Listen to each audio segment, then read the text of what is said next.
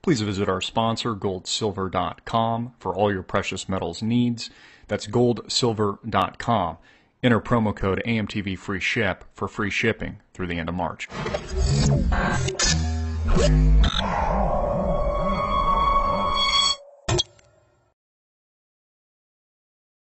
Hey everybody, I'm Christopher Green. You're tuning into AMTV Alternative Media Television. We have the 12th banker suicide, banker death, in just 2.5 months since the bodies have been jumping out of windows allegedly because they can't live with themselves. They must make too much money.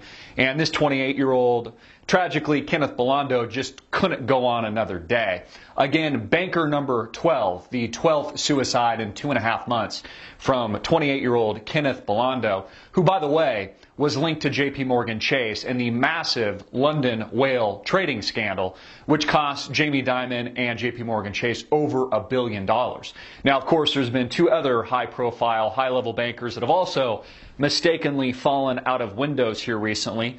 One in London by the name of Gabriel McGee, and another in Hong Kong named Li Junji. And Kenneth Belando making the third, number 3 to have died, and also the youngest, tragically, of the bankers to mistakenly fall off a building to their death.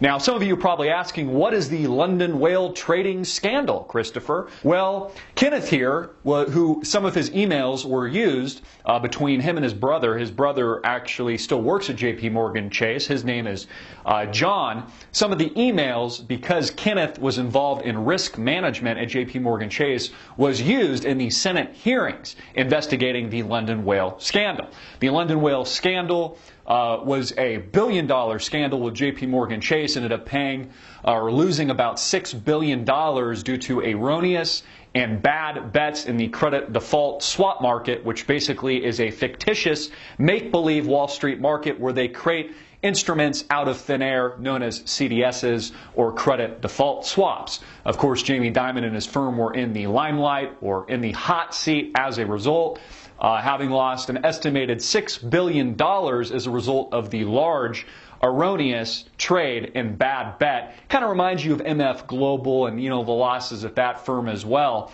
But you can only wonder what motivation and what motive people like Jamie Dimon might have to axe and potentially get rid of young 28-year-old former bankers that were a part of the hearing and relayed some of the evidence. Kenneth Belando and JP Morgan Chase having suffered a $1 billion fine as a result of this very large scandal. Now, of course, that's marginal for JP Morgan Chase, and barely anyone has gone to jail except for 2 individuals who were probably low level in the scam in the first place. JP Morgan having received $25 billion in TARP funds as a result of the taxpayer-infused bailouts in 2008, and over $500 billion and low interest rate, really free credit from the Federal Reserve.